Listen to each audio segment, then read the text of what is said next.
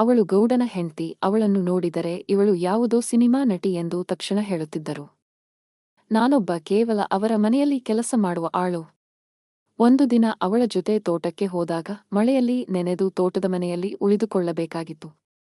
ಅವಳ ಗಂಡ ನಮ್ಮ ಊರಿನ ಶ್ರೀಮಂತ ವ್ಯಕ್ತಿಯಾಗಿದ್ದ. ಅವನು ನಮ್ಮ ಹಳ್ಳಿಯಲ್ಲಿ ಇದ್ದ ಮಲ್ಲಿ ಎಂಬುವಳಿಗೆ ಹಣ ಕೊಟ್ಟು ಕಿತಾಪತಿ ಮಾಡಲು ಹೋಗಿದ್ದ. ಪೂರ್ತಿ ಕತೆ ನೋಡಿ ಎಲ್ಲವನ್ನೂ ಬಿಡಿಸಿ ಹೇಳಿದ್ದೇನೆ. ನಮಸ್ಕಾರ ಫ್ರೆಂಡ್ಸ್. ನನ್ನ ಹೆಸರು ಪ್ರಕಾಶ್. ವಯಸ್ಸು 25. ನಾನು ನಮ್ಮೂರಿನಲ್ಲಿ ಇದ್ದ ಶ್ರೀಮಂತರ ಮನೆಯಲ್ಲಿ ಕೆಲಸ ಮಾಡಿಕೊಂಡು ನನ್ನ ಬಡಪಾಯಿ ಜೀವನವನ್ನು ಸಾಗಿಸುತ್ತಿದ್ದೆ. ಗೌಡನ ಮನೆಯಲ್ಲಿ ಗೌಡ ಮತ್ತು ಅವನ ಹೆಂಡತಿ ಮಾತ್ರ ಇರುತ್ತಿದ್ದರು. ಗೌಡನಿಗೆ ಸುಮಾರು 40 ವಯಸ್ಸು. ಊರಿನ ಸುತ್ತಲೂ ಅಲ್ಲಲ್ಲಿ 100 ಎಕರೆ ಜಮೀನು ಹೊಂದಿದ್ದ. 1 ಟ್ರಾಕ್ಟರ್ ಮತ್ತು 1 ಕಾರು, 2 ಸೈಕಲ್ ಮೋಟಾರು ಇದ್ದವು. ಇವೆಲ್ಲ ಗೌಡನ ಶ್ರೀಮಂತಿಕೆಯನ್ನು ಎತ್ತಿ ತೋರಿಸುತ್ತಿದ್ದವು. ಅವನ ಹೆಂಡತಿಯ ಹೆಸರು ರೇವತಿ. ಅವಳಿಗೆ ಇನ್ನೂ 30 ವರ್ಷ. ನನಗಿಂತ ಕೇವಲ 3-4 ವರ್ಷ ದೊಡ್ಡವಳಿರಬಹುದು. ಅವಳು ನೋಡಲು ತುಂಬಾ ಚೆಲುವೆ ಮತ್ತು ಪಟ್ಟಣದಲ್ಲಿ ಹುಟ್ಟಿ ಬೆಳೆದವಳು. ಅವಳು ಬಿಸಿಲಲ್ಲಿ ಬಂದರೆ ಕಪ್ಪಗಾಗಬಹುದು ಎಂದು ಅವಳು ಜಾಸ್ತಿ ಹೊತ್ತು ಮನೆಯಿಂದ ಆಚೆಗೆ ಬರುತ್ತಿರಲಿಲ್ಲ. ಕೆಲವೊಮ್ಮೆ ತೋಟ ನೋಡಲು ತನ್ನ ಗಂಡನ ಜೊತೆಯಲ್ಲಿ ತಲೆತುಂಬಾ ಸೆರಗು ಹಾಕಿಕೊಂಡು ಹಳೆ ಕಾಲದ ಸಿನಿಮಾ ನಟಿಯಂತೆ ಬರುತ್ತಿದ್ದಳು. ಯಾವುದೋ ಒಂದು ಸಮಸ್ಯೆಯಿಂದಾಗಿ ಅವರಿಗೆ ಇನ್ನೂ ಮಕ್ಕಳಾಗಿರಲಿಲ್ಲ ಮತ್ತು ಅವರು ಇನ್ನೂ ತುಂಬಾ ವಯಸ್ಸಿದೆ ಅಲ್ವಾ ಎಂದು ಆಸ್ಪತ್ರೆಗೆ ಹೋಗುವುದನ್ನು ಯೋಚಿಸಿಯೂ ಇರಲಿಲ್ಲ. ಗೌಡ ನನ್ನನ್ನು ಪ್ರತಿದಿನ ತನ್ನ ತೋಟದ ಕೆಲಸಕ್ಕೆ ಬರಲು ಹೇಳಿದ್ದ. ನನಗೆ ಪ್ರತಿದಿನ 300 ಕೂಲಿ ಸಿಗುತ್ತಿತ್ತು.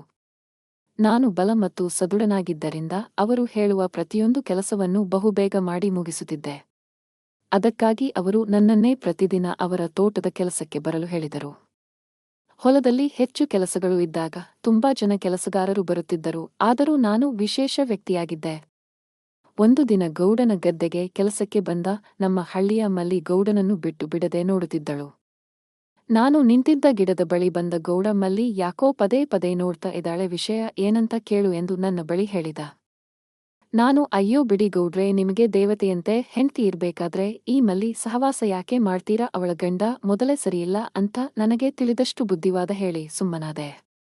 ಆದ್ರೂ ಈ ಗೌಡ ಎಲ್ಲಾ ಕೆಲಸಗಾರಿಗೆ ಸಂಬಳ ಕೊಡುವಾಗ ಮಲ್ಲಿಗೆ 1000 ರೂಪಾಯಿ ಹೆಚ್ಚಿಗೆ ಕೊಟ್ಟದ್ದು ಊರಿನ ತುಂಬೆಲ್ಲ ಸುದ್ದಿಯಾಯಿತು. ಈ ಸುದ್ದಿ ಮಲ್ಲಿಯ ಗಂಡ ಶಂಕರನ ಕಿವಿಗೆ ಬಿದ್ದಾಗ ಅವನು ವರ್ತಿಸಿದ ರೀತಿಯೇ ಬೇರೆಯಾಗಿತ್ತು. ಗೌಡ ಮಾಡಿದ ಕಿತಾಪತಿ ಅಂತ ಊರಿನ ಜನರೆಲ್ಲ ಮಾತನಾಡಿಕೊಂಡು ನಗೆಪಾಟಲು ಮಾಡುತ್ತಿದ್ದರು. ವಿಷಯ ಏನಂದ್ರೆ ಮಲ್ಲಿಯ ಗಂಡ ಶಂಕರ ಬಂದು ಗೌಡನ ಕೆನ್ನೆಗೆ 2 ಬಾರಿಸಿದ್ದ. ಇದನ್ನು ನೋಡಿದ್ದ ಹಳ್ಳಿಯ ಕೆಲವು ಮಹಿಳೆಯರು ಊರಿನ ಪ್ರತಿಯೊಂದು ಮೂಲೆಗೆ ಡಂಗೂರ ಸಾರಿದ್ದರು.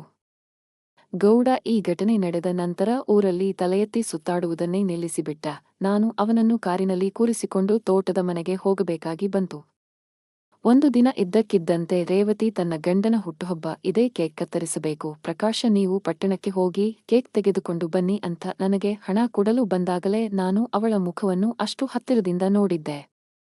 ಅಬ್ಬಬ್ಬಾ, ಇಷ್ಟು ದಿನ ನಾನು ಅವಳ ಧ್ವನಿಯನ್ನು ಮಾತ್ರ ಕೇಳಿದ್ದೆ ಮತ್ತು ದೂರದಿಂದ ಮಾತ್ರ ಅವಳ ಮುಖವನ್ನು ನೋಡಿದ್ದೆ. ಆದರೀಗ ತುಂಬಾ ಹತ್ತಿರದಿಂದ ನೋಡಿದ ನಾನು ನಮ್ಮ ಗೌಡ ತುಂಬಾ ಪುಣ್ಯ ಮಾಡಿದ್ದಾನೆ ಎಂದುಕೊಂಡು ಕಾರ್ ತೆಗೆದುಕೊಂಡು ಪಟ್ಟಣಕ್ಕೆ ಹೋಗಿ ಕೇಕ್ ತೆಗೆದುಕೊಂಡು ಬಂದೆ. ರಾತ್ರಿ ಹೊತ್ತಿಗೆ ಗೌಡನ ಹುಟ್ಟುಹಬ್ಬ, ತುಂಬಾ ಜನ ಬರ್ತಾರೆ ಅಂದುಕೊಂಡು ನಾನು ಹೊಸ ಬಟ್ಟೆ ಹಾಕೊಂಡು ಬಂದಿದ್ದೆ. ಆದರೆ ತೋಟದ ಮನೆಯ ತುಂಬೆಲ್ಲ ಲೈಟ್ ಹತ್ತಿವೆ. ಆದರೆ ಕೇವಲ ಗಂಡ ಹೆಂಡತಿ ಇಬ್ಬರೇ ಇದ್ದಾರೆ.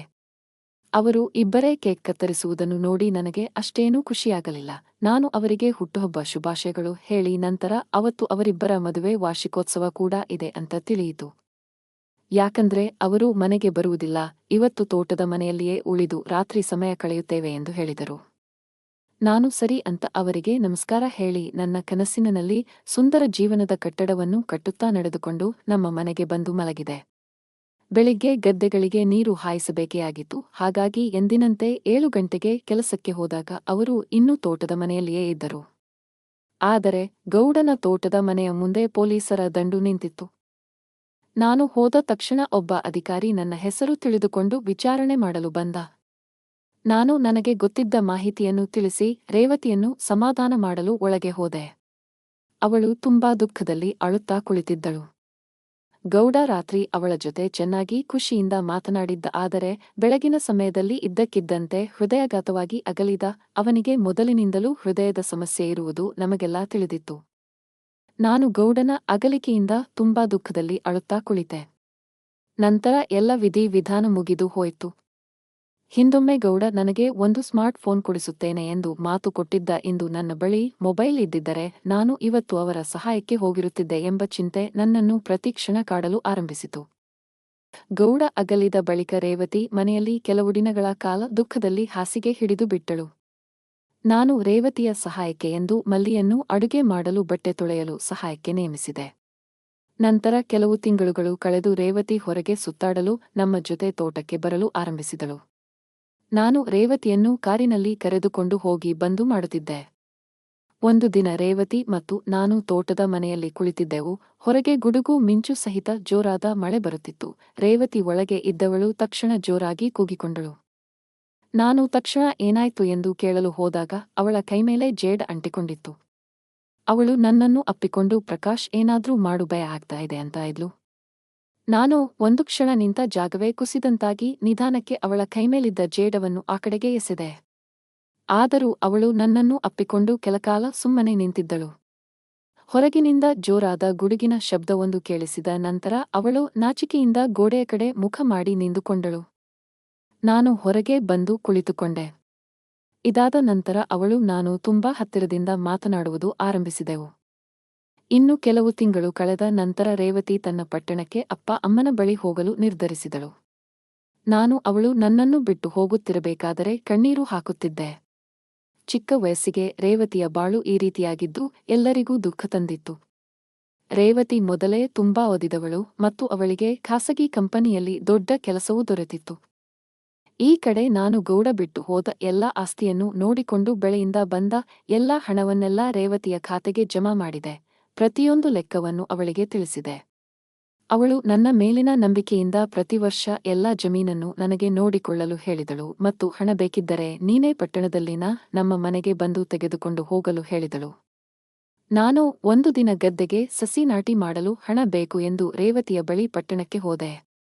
ಅವಳ ಮನೆಯಲ್ಲಿ ಒಬ್ಬಳೇ ಇದ್ದಳು ಮತ್ತು ಅವಳ ಅಮ್ಮ ಯಾವುದೋ ಯಾತ್ರೆಗೆ ಹೋಗಿದ್ದರು. ನಾನು ಹೋದ ತಕ್ಷಣ ಅವಳು ನನಗೆ ಸೋಫಾ ಮೇಲೆ ಕೂರಲು ಹೇಳಿದಳು. ನಾನು ಹಳ್ಳಿಯಲ್ಲಿ ಅವರ ಮನೆಯ ಒಳಗೆ ಹೋಗದವನು. ಇಲ್ಲಿ ಪಟ್ಟಣಕ್ಕೆ ಬಂದ ನಂತರವೂ ಮನೆಯ ಬಾಗಿಲಿನಲ್ಲಿ ನೆಲದ ಮೇಲೆ ಕುಳಿತಾಗ ಅವಳು ಬಂದು ಇಲ್ಲಿ ಅದೆಲ್ಲ ಭೇದ ಭಾವವಿಲ್ಲ ಎಂದು ನನ್ನನ್ನು ಕೈ ಹಿಡಿದುಕೊಂಡು ಹೋಗಿ ಮೆತ್ತಗೆ ಇರುವ ಸೋಫಾ ಮೇಲೆ ಕೂರಿಸಿದಳು. ನಂತರ ನಾನು ತಿಂಗಳಿನಲ್ಲಿ 2 ಬಾರಿ ಪಟ್ಟಣದ ಅವಳ ಮನೆಗೆ ಹೋಗಲು ಆರಂಭಿಸಿದೆ. ಹಳ್ಳಿಯಲ್ಲಿ ಇದ್ದ ಅವರ ಮನೆಯನ್ನು ಮಲ್ಲಿ ನೋಡಿಕೊಳ್ಳುತ್ತಿದ್ದಳು. ಒಂದು ದಿನ ನಾನು ರೇವತಿಯ ಮನೆಗೆ ಪಟ್ಟಣಕ್ಕೆ ಹೋದಾಗ ಅವಳು ನನ್ನನ್ನು ಸಿನಿಮಾ ನೋಡಲು ಕರೆದುಕೊಂಡು ಬಂದಳು. ಅವಳು ನನಗೆ ದೊಡ್ಡ ಹೋಟೆಲು, ಬಟ್ಟೆ, ಹೊಸ ಸ್ಮಾರ್ಟ್ ಫೋನ್ ವ್ಯವಸ್ಥೆ ಮಾಡಿದಳು. ಯಾಕೆಂದರೆ ಅವಳಿಗೆ ತನ್ನ ಕೆಲಸದಲ್ಲಿ ಪ್ರಮೋಷನ್ ದೊರೆತಿತ್ತು. ಅವಳ ಸಂಬಳ ಕೇಳಿ ನನಗೆ ತುಂಬಾ ಸಂತೋಷವಾಯಿತು. ನಂತರ ನಾನು ಹಳ್ಳಿಗೆ ಮರಳಿ ಬಂದೆ. ಹಳ್ಳಿಯಲ್ಲಿ ಮೈತುಂಬಾ ಸೆರಗು ಹಾಕಿಕೊಂಡು ಇದ್ದ ರೇವತಿ ಪಟ್ಟಣದಲ್ಲಿ ಜೀನ್ಸ್ ಪ್ಯಾಂಟ್ ಮತ್ತು ಬಿಗಿಯಾದ ಟೀ ಶರ್ಟ್ನಲ್ಲಿ ಹೊಸ ಕಾಲದ ಸಿನಿಮಾ ನಟಿಯಂತೆ ಕಾಣಿಸುತ್ತಿದ್ದಳು.